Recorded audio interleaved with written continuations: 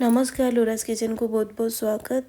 आज आम छुट्टी दिन में बनवा गोटे सुंदर ब्रेकफास्ट रेसिपी नहीं कि आसी। तो चलतु ये रेसिपीटी स्टार्ट करवा। गोटे गहिरिया जगटे प्रथम नहीं जावा से देदेबा 2 कप अटा आउ से सेम मेजरिंग कप्रे आम देवा 3/4 कप सुजी। मेजरिंगटा सब परफेक्ट रखिए। ये देखो माने हाफ कप्र टिके जस्ट अधिक अच्छे आमर सुजी आउ देदेबा हाफ कप्र चीनी स्वाद अनुसार लुण गोटे चामच पान मोहरीटा ही ए रेसिपी सुंदर बास्ना दब आ टेस्ट दब। तो प्रथम आम ये सबको टिके मिक्स करनवा।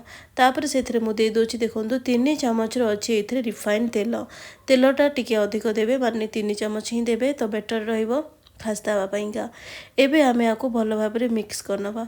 आउे मुझे आपण को वीडियो रे देखो जे आपण सेमिति ही आपको मिक्स करेंगे जहाँफल कि से भल भाव पूरा खास्ताटी हम। आउ ये प्रोसेस को पूरा 5 मिनट करने पड़ो। 4-5 मिनट पर देखो टिके एमती हाथ में नहीं धरवे जदि से एमती पूरा गोटाड़िया हो जाऊँ ताल जानवे जे एटा पूरा खास्ता आमर हो गलानी माने पूरा बांधी होगी देखो से रही जाऊँगी तो जानवे जे एटा आमर खास्ता हो गलानी। एबे से आम अल्प अल्प करके पानी की देवा आ गोटे डो प्रस्तुत करवा। तो ये आमको देखो केतकी पानी आवश्यक पड़ुछि कारण पानी मेजरटा भी जानवा दरकार।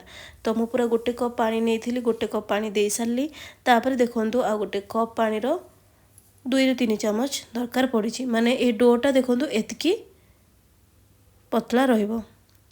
आउ गोटे कप जो पानी नहीं से प्रथम गोटे कप तापर एतिकी पानी बड़ीगला।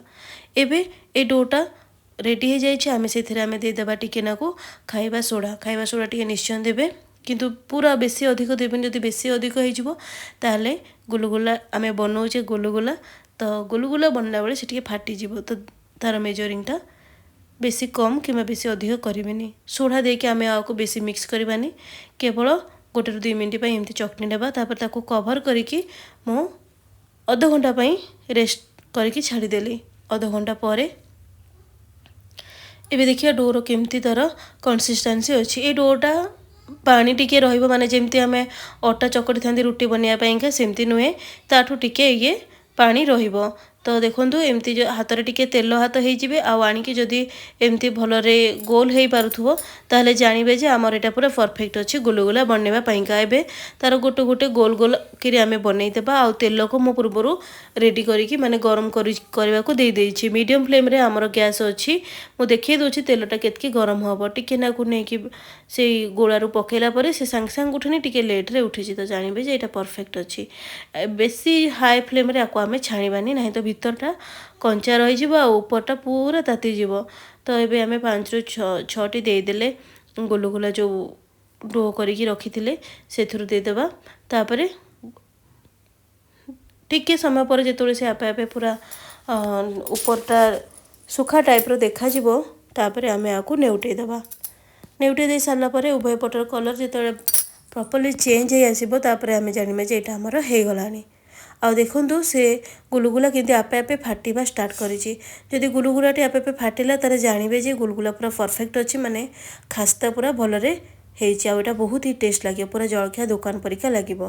तो आपनको एबे एटा हे गला एटा हमें बाहर करनबा। देखो सब पटर कलर केमती चेंज हो जाइछि तापर जानवे जे एटा हे गलानी। हाँ आपको ये मेजरिंगटा प्रॉपर रखा पड़ो। आज एतिकी नमस्कार जय जगन्नाथ।